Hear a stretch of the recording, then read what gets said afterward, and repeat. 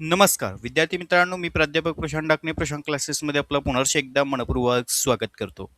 विद्यार्थी मित्रांनो, तुम्ही जर जिल्हा मध्यवर्ती बँक भरती परीक्षेची तयारी करताय तर आजचं सेक्शन तुमच्यासाठी खूप आणि खूप महत्त्वाचं आहे. आणि आपल्या चॅनलला नवीन असाल तर चॅनलला नक्की सबस्क्राईब करा, बेल आयकॉनला क्लिक करा, जेणेकरून आपले नवनवीन महत्त्वपूर्ण व्हिडिओ तुमच्यापर्यंत पोहोचतील. DCC बँक भरती परीक्षेच्या संदर्भातील दरवर्षीही या ठिकाणी जाहिराती येत राहतात. आणि विद्यार्थी मित्रांनो, तुम्ही या बँक भरती परीक्षेच्या संदर्भात अभ्यास करत असाल तर तुम्हाला महत्त्वपूर्ण PDF स्वरूपामध्ये MCQ सिरीजच्या नोट्स पाहिजे असतील तर विद्यार्थी मित्रांनो, त्याची आपली जी फीज आहे ती 199 रुपीज फीज आहे. ओके, 199 रुपये आपली फीज आहे. यामध्ये तुम्हाला जिल्हा बँक भरती परीक्षेसंदर्भातील MCQ PDF नोट्स प्रोव्हाइड केले जातील. आपला टेलिग्राम सिरीजची लिंक आहे, त्यावरती तुम्हाला जॉईन केलं जाईल. सो त्यासाठी तुम्हाला स्क्रीनवर दिलेल्या नंबरवर 85 30 80 42 74 यावरती तुम्ही फीज पेड करू शकतात. 199 रुपीज फीज पेड केल्यानंतर याच नंबरला व्हॉट्सअपला तुम्ही तुमचं पेमेंट केल्याचं स्क्रीनशॉट पाठवायचं आहे आणि तुमचं नाव आणि जिल्हा पाठवायचा आहे. त्यानंतर तुम्हाला जॉईन त्या ठिकाणी केलं जाणार.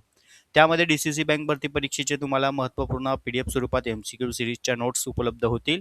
आणि आता हे आपले जे लेक्चर स्टार्ट झालेले आहेत या लेक्चरच्या सुद्धा नोट्स तुम्हाला मी त्यामध्ये अपडेट करून देणार आहे. ओके, चला सर्वात महत्त्वाचं आपलं आजचं लेक्चर 1 आहे. लेक्चर फर्स्टमध्ये आज आपण DCC बँक भरती परीक्षेसंदर्भातली महत्त्वाची माहिती समजून घेणार आहोत. व्हिडिओ आवडल्यास विद्यार्थी मित्रांनो लाईक मात्र नक्की करायचं आहे. आपल्या मित्रमैत्रिणींपर्यंत व्हिडिओ शेअर करायचे, जेणेकरून जिल्हा बँक भरती परीक्षेच्या संदर्भात अगदी कमी वेळामध्ये पण महत्त्वाचेच टॉपिक कंटेंट मुद्दे आपल्याला अभ्यासायचे आहेत परीक्षा संदर्भात. सगळ्यात महत्त्वाचं आपल्याला DCC बँक म्हणजे काय बघा. DCC बँकेला आपण म्हणतो या ठिकाणी याचा फुल फॉर्म आहे डिस्ट्रिक्ट सेंट्रल कोऑपरेटिव्ह बँक, जिला आपण जिल्हास्तरीय सहकारी बँक असे म्हणतो. परीक्षेला तुम्हाला फुल फॉर्म ही विचारला जातो, ही गोष्ट लक्षात ठेवा. त्यानंतर प्राथमिक कृषी पतसंस्था आणि राज्य सहकारी बँका यामधील एक दुवा म्हणून काम करणारी ही बँक असते, जिला आपण म्हणतो DCC बँक किंवा जिल्हा मध्यवर्ती बँक. बघा, आता या ठिकाणी बँकांच्या स्वरूपात पाहता आपल्याला या ठिकाणी 3 स्तर असतात. त्यातला पहिला स्तर असतो राज्य सहकारी बँका, त्यानंतर दुसरा स्तर असतो जिल्हा आणि तिसरा स्तर असतो तुमचा प्राथमिक. ओके, म्हणजे बघा या ठिकाणी जर आपण पाहिलं तर राज्य, जिल्हा आणि प्राथमिक. मग तुम्हाला परीक्षेला MCQ स्वरूपात प्रश्न विचारले जातात. जिल्हा मध्यवर्ती बँक ही कोणत्या स्तरावर कार्यरत आहे? ओके, तर जिल्हा मध्यवर्ती बँक ही कोणत्या स्तरावर कार्यरत आहे? तर जिल्हा स्तरावर कार्यरत आहे. हा एक तुम्हाला कॉमन क्वेश्चन विचारला जातो. त्याच्यानंतर राज्य सहकारी बँका आणि प्राथमिक सहकारी बँका, राज्य सहकारी बँका आणि प्राथमिक सहकारी बँका या दोघांमध्ये दुवा म्हणून काम करणारी बँक कोणती असते? तर तिला आपण म्हणतो जिल्हा बँक असे म्हणतो. ओके, मग यामध्ये प्राथमिक कृषी पतसंस्था आणि राज्य सहकारी बँका यामध्ये दुवा म्हणून ही बँक काय करते? काम करत असते. तसेच या बँकेचं महत्त्वाचं सेवा पुरवण्याचं जे काही कार्य आहे ते शेतकरी, सहकारी संस्था, ग्रामीण भागातील आर्थिक सेवा पुरवणं हे महत्त्वाचं कार्य असतं बँकांच्या स्वरूपामध्ये. त्यानंतर बँकेचं महत्त्वाचं उद्देश काय आहे? तर ग्रामीण विकास घडवून आणणं, शेतकरी असतील त्यांना स्वस्त कर्ज उपलब्ध करून देणं, त्यासोबतच सहकार चळवळीचं बळकटीकरण म्हणजे सहकार चळवळीच्या विस्तारासाठी मदत करणं, बचतीची सवय वाढवणं आणि कृषी विकासाला चालना देणं हे जिल्हा मध्यवर्ती बँकेचं सर्वात महत्त्वाचा उद्देश आहे. त्यासोबतच सहकारी बँकेचे काही महत्त्वाचे म्हणजे जिल्हा मध्यवर्ती सहकारी बँकेचे प्रमुख कार्य काय आहे? त्यातलं पहिलं कार्य आहे पीक कर्ज वितरण करणं, ठेवी स्वीकारणं, कर्ज पुरवठा करणं, NFT असेल, RTGS असेल, IMPS असेल, त्यानंतर ATM व इंटरनेट बँकिंग असेल, शासनाच्या विविध काही योजना असतात ज्या ग्रामीण भागांच्या विकासासाठी, शेतकऱ्यांच्या विकासासाठी, इतर महत्त्वाच्या संस्थांच्या विकासासाठी शासनाकडनं काही योजना राबवल्या जातात. तर त्या योजनेचं कामकाज सुद्धा जिल्हा मध्यवर्ती बँक ही त्या ठिकाणी पार पाडत असते. एकंदरीत हे महत्त्वाचे मुद्दे अभ्यासणं का आवश्यक आहे? कारण तुम्हाला MCQ ला म्हणजेच वस्तुनिष्ठ स्वरूपाच्या जे प्रश्न विचारले जातात ते ह्या बेसवर तुम्हाला खूप प्रश्न येतात. जसे की खालील दिलेल्या पर्यायापैकी जिल्हा मध्यवर्ती बँकेचे कार्य ओळखा. मग तुम्हाला हे कार्य माहीत पाहिजे. खालील दिलेल्या पर्यायापैकी जिल्हा मध्यवर्ती बँकेचं महत्त्वाचे उद्दिष्ट कोणते आहेत? तर ती तुम्हाला त्या पर्यायातनं ओळखता आले पाहिजे. मग कधी-कधी तुम्हाला पर्यायामध्ये अ, ब, क, ड असं देतात. मग त्यामध्ये अ पण, ब, क आणि क अशी तुम्हाला उत्तरांच्या पर्यायामध्ये मग सिक्वेन्स दिली जातं. मग पहिल्या पर्यायामध्ये अ, ब, क, तिसऱ्या पर्यायामध्ये अ, ब, चौथ्या पर्यायामध्ये अ, ब, क, ड आणि चौथ्या पर्यायामध्ये संपूर्ण असे दिले जातात. सो त्या संकल्पनेवर आधारित तुमच्या हा पहिला बेस पक्का असणं या ठिकाणी आवश्यक आहे. ओके. चला सगळ्यात महत्त्वाचं आता पुढे आपण बघूया सहकारी बँकेची रचना. आता सहकारी बँकेच्या रचनेमध्ये सर्वात महत्त्वाचं असतं आर-बी-आय. ओके. जिचा आर-बी-आयचा फुल फॉर्म आहे. फुल फॉर्म पण प्रत्येकाने व्यवस्थित लक्षात ठेवायची आहे. बऱ्याच वेळा होतं काय आपण परीक्षेला जातो पण बेसिक फुल फॉर्मच आम्हाला आठवत नाही. बरोबर की नाही? त्यामुळे फुल फॉर्म पण तुमचे क्लिअर असणं आवश्यक आहे.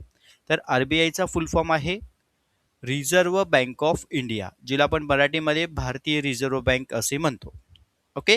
मग ही भारतीय रिझर्व्ह बँक जी आहे ही संपूर्ण बँकिंग व्यवहाराचे नियमन आणि नियंत्रण करते. ज्यामध्ये चलनविषयी धोरण असेल, पतधोरण असेल, आर्थिक स्थिरता असेल, हे रिझर्व्ह बँकेचं महत्त्वाचं या ठिकाणी कार्य आणि घटक असतात. त्याच्यानंतरचा सहकार बँकेच्या रचनेमधला पुढचा घटक असतो नाबार्ड. नाबार्डचा फुल फॉर्म आहे national bank for agricultures and rurals development. बरोबर. त्यानंतर नाबार्ड हे खास करून कृषी व ग्रामीण विकासासाठी चालना देणं, मार्गदर्शन, प्रशिक्षण, संशोधन यांची जबाबदारी नाबार्ड त्या ठिकाणी पार पडत असते. अगदी सोप्या लँग्वेजमध्ये या सगळ्या गोष्टी कन्वर्ट करून दिलेल्या आहेत. जेणेकरून एकदा तुम्ही ते वाचलं, समजून घेतलं तर भरपूर पार्ट तुमचा त्यामध्ये कव्हर होतो. त्यानंतर आहे राज्य सहकारी बँका. राज्यातील सहकारी बँकांची शिखर बँक म्हणून तुम्हाला बऱ्याच वेळा हाही परीक्षेला प्रश्न विचारला जातो. राज्यातील सहकारची बँकमध्ये शिखर बँक म्हणून कोणत्या बँकेला ओळखलं जातं? तर राज्य सहकारी बँकेला. ओके. मग राज्यातील सर्व ज्या डी-सी-सी बँका असतील किंवा ज्या प्राथमिक स्तरावरच्या बँका असतील तर त्यांवरती नियंत्रण ठेवण्याचं काम हे राज्य सहकारी बँक करत असते. त्यानंतर पुढे आहे जिल्हा मध्यवर्ती बँक.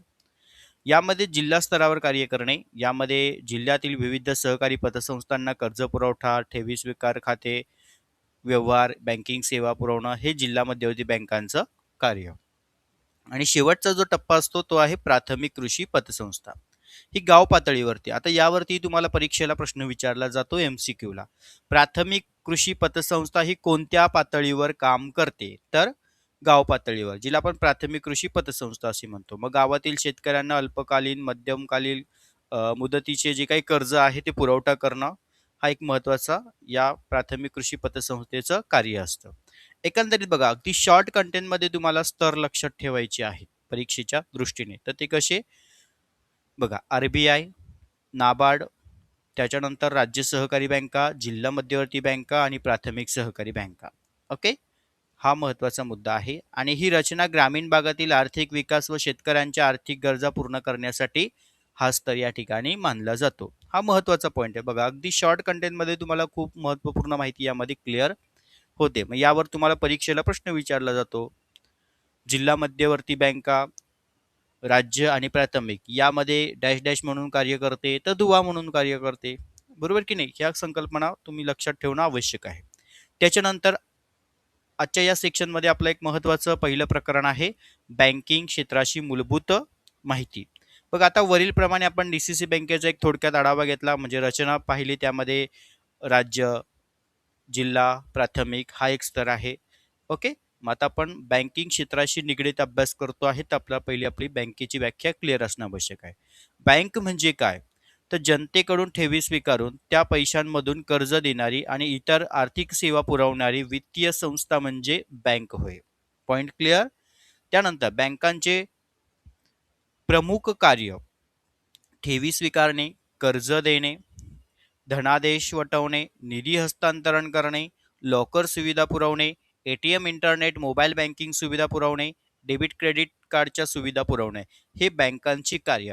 आता एक लक्षात घ्या, तुम्ही फक्त जिल्हा मध्यवर्ती बँक भरती परीक्षेचा अभ्यास करताय सो त्याच्या रिलेटेडच हा सिलेबस आहे असं नाही. तर तुम्ही जर एखादे कॉलेजेस लेवलचे अभ्यास त्या ठिकाणी करत असाल, कोणी बी-कॉम असेल, कोणी एम-कॉम असेल, कोणी एक्झामच्या बँकिंग एक्झामच्या रिलेटेड स्टडी करत असाल तर तुमच्यासाठी ही कार्य, हे टॉपिक सिरीज खूप महत्त्वाचे आहेत. हा पॉईंट लक्षात ठेवा. जिल्हा बँकेसाठी तर महत्त्वाचं आहेच, पण इतर गोष्टींच्या ज्या तुम्ही बँकिंग क्षेत्रातल्या परीक्षा देणार असाल तर त्यासाठी सुद्धा हा सिलेबस तुमच्यासाठी, हे पॉईंट्स तुमच्यासाठी महत्त्वाचे आहे. ओके, तर बँकांची प्रमुख कार्य लक्षात आली. आता आपण पाहूया रिझर्व्ह बँकेबद्दल थोडक्यात माहिती. तर भारताची एक मध्यवर्ती बँक म्हणून रिझर्व्ह बँकेला ओळखलं जातं, आरबीआयला ओळखलं जातं. तर बँकेची स्थापना प्रत्येकाचा कॅटेगरी वाईज लक्षात ठेवा, हा मुद्दा तुम्हाला MCQ ला प्रश्न विचारले जातात. तर भारतीय रिझर्व्ह बँकेची स्थापना 1 एप्रिल 1935. राष्ट्रीयकरण कधी झालं? 1 जानेवारी 1949. आणि आरबीआयचं मुख्यालय कुठे आहे? मुंबई. या तीनही घटकांवर तुम्हाला परीक्षेला 100% प्रश्न हे विचारले जातात. त्यानंतर आरबीआयचं कार्य चलन नोटा जारी करणं म्हणजे निर्मिती करणं, बँकांवर नियंत्रण ठेवणं, चलनाविषयक धोरण आखणं म्हणजे राबवणं, सहकारी बँक म्हणून काम करणं आणि विदेशी चलन साठ्यांवरती व्यवस्थापन करणं, हे आहे रिझर्व्ह बँकांचं महत्त्वाचं कार्य. ओके. त्यानंतर सार्वजनिक क्षेत्रातील काही महत्त्वाच्या बँका असतात. यामध्ये सर्वात महत्त्वाचं, आता तुम्हाला दोन वर्गीकरण बँका असतात. एक असतं सार्वजनिक क्षेत्रातील बँका कोणत्या आहेत आणि खाजगी क्षेत्रातील बँका कोणत्या आहेत. आता यावरती तुम्हाला परीक्षेला प्रश्न कसा विचारला जातो MCQ सिरीजला, तर इकडे लक्ष द्या. खालील दिलेल्या पर्यायापैकी सार्वजनिक क्षेत्रातील बँकांच्या पर्याय योग्य जोडी जुळवा. ओके, असा येतो. किंवा खालील दिलेल्या पर्यायापैकी सार्वजनिक क्षेत्रातील बँक कोणती आहे हे तुम्हाला ओळखता आलं पाहिजे, किंवा खाजगी क्षेत्रातील बँका कोणत्या आहेत ते तुम्हाला पर्यायातनं निवडता आले पाहिजे. सो त्याच्यासाठी तुम्हाला सार्वजनिक क्षेत्रातील बँका आणि खाजगी क्षेत्रातील बँका या कोणत्या आहेत हे तुम्हाला क्लिअरपणे माहिती असणं गरजेचं आहे. मग सार्वजनिक क्षेत्रातील बँका बघा, ही भारत सरकारचा बहुसंख्य हिस्सा असतो. यामध्ये मग उदाहरणार्थ आहे state bank of India, bank of Baroda, Punjab national bank, Canara bank, union bank of India. या ज्या सगळ्या आहेत या सार्वजनिक क्षेत्रातील बँका आहेत. खाजगी क्षेत्रातील म्हणजेच प्रायव्हेट सेक्टर.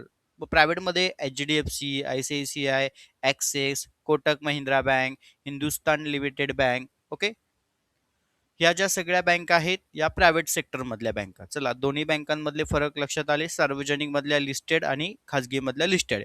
यापैकी तुम्हाला परीक्षेला कोणतेही पर्यायमध्ये दिसणार, तर त्यावेळेस तुम्हाला ते त्या ठिकाणी निवडायचे आहे. चला, इथपर्यंत पॉइंट क्लिअर. त्यानंतर पुढे जाऊया आपण. सहकारी बँक प्रणालीमध्ये आरबीआय, नाबार्ड, राज्य सहकार, जिल्हा, प्राथमिक या स्तरावरती बँका कार्य करतात. त्यानंतर ठेवीच्या प्रकारामध्ये सेव्हिंग म्हणजेच बचत खातं, ज्याला आपण बचत खात्यांमध्ये खास करून नोकरदार वर्ग असतील, विद्यार्थी असतील, गृहिणी असतील, ओके, हे सेव्हिंग अकाउंटमध्ये बचतीसाठी यामध्ये व्याज मिळतं, पण काही ठराविक पर्सेंटेजनुसार मिळत असतं. सेव्हिंग खात्याच्या बॅलन्सवर डिपेंड असतं. त्यानंतर सर्वाधिक वापरले जाणारे खातं हे आहे सेव्हिंग अकाउंट. करंट अकाउंट व्यापारी वर्गांसाठी असतो. यामध्ये अमर्यादित व्यवहार आणि सामान्यतः व्याज मिळत नाही. त्यानंतर फिक्स डिपॉझिट, ठराविक कालावधी, जास्त व्याज, मुदत पूर्व काढण्यास दंड लागू शकतो. आणि रिकरिंग डिपॉझिट, दरमहा निश्चित रक्कम जमा, मुदतीनंतर व्याजासहित परतावा, हा घटक असतो ठेवीचे प्रकारामध्ये. त्यानंतर कर्जाचे प्रकार. कर्जाच्या प्रकारामध्ये पीक कर्ज, गृह कर्ज, वाहन कर्ज, शैक्षणिक कर्ज, वैयक्तिक कर्ज, सुवर्ण कर्ज, उद्योग कर्ज. मग तुम्हाला यावरती परीक्षेला प्रश्न विचारला जातो, खालील दिलेल्या कर्जातील प्रकार कोणता नाही. ओके, किंवा खालील दिलेल्या कर्जातील कोणता प्रकार आहे, तर तुम्हाला ते निवडण्यासाठी हे माहिती असणं आवश्यक आहे. ओके. त्यानंतर पुढे काही बँकिंग महत्त्वाच्या संज्ञा असतात, त्या संज्ञा तुमच्या क्लिअरपणे असणं आवश्यक आहे. जसं की CRR म्हणजे कॅश रिझर्व्ह रेशो. इकडे लक्ष द्या, खूप महत्त्वाचा पॉईंट आहे. CRR म्हणजे काय? Cash reserve ratio.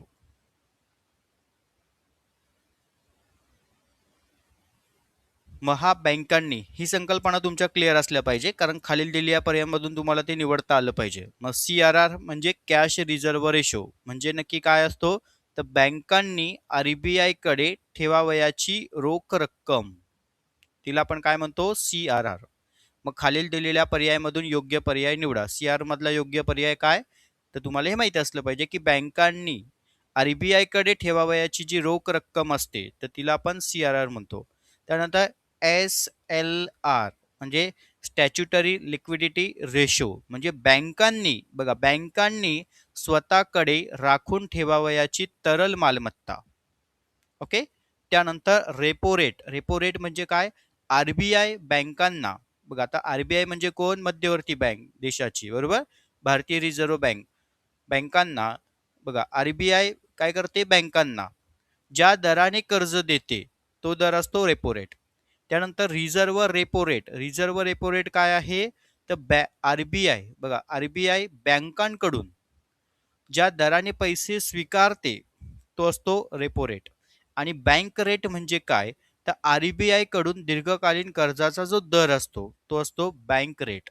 ओके, हा पॉइंट प्रत्येक विद्यार्थ्याने लक्षात ठेवायचा आहे. तुम्हाला खालील दिलेल्या पर्यायामधून योग्य पर्याय निवडा, यामध्ये हे विचारले जातात. त्यानंतर परीक्षेसाठी काही IMP पॉइंट्स आहेत ते लक्षात ठेवा. RBI ची स्थापना 1935. ओके, म्हणजे 1 एप्रिल ही तारीख पूर्ण लक्षात ठेवा. त्यानंतर राष्ट्रीयकरण 1949. RBIचं मुख्यालय मुंबई. आता नाबार्ड, बऱ्याच वेळा आपण वरती फक्त नाबार्डचा फुल फॉर्म पाहिला, पण नाबार्डची स्थापना सुद्धा तुम्हाला विचारली जाते. तर नाबार्डची स्थापना लक्षात ठेवायची 12 जुलै 1982. SBI बँकेची स्थापना 1 जुलै 1955. तारीख लक्षात ठेवायची. DCC बँक, आता DCC बँकेचं जे कार्य आहे ते कुठे असतं, जिल्हा स्तरावरती कार्य असतं, म्हणून जिल्हास्तरीय सहकारी बँक. ओके, PACS म्हणजे प्राथमिक स्तरावरची ही बँक आहे. तर प्राथमिक कृषी पतसंस्था ही ग्रामीण भागांच्या स्तरावरती कार्य करताना आपल्याला दिसते, म्हणजे गाव पातळीवर. ओके, तर अशा पद्धतीने आपण आजच्या सेक्शनला अगदी बेसिक माहिती, जिल्हा मध्यवर्ती बँक भरती परीक्षेच्या संदर्भातल्या सिलेबसशी रिलेटेड टॉपिक आपण डिस्कस केले. लेक्चर आवडल्यास नक्की चॅनल सबस्क्राईब करा, लाईक करा व्हिडिओला, आणि आपल्या मित्रमैत्रिणींपर्यंत व्हिडिओ शेअर करा. ज्यांना महत्त्वपूर्ण या PDF नोट्स पाहिजे असल्यास तर विद्यार्थी मित्रांनो, आपली 199 रुपीज फीज आहे.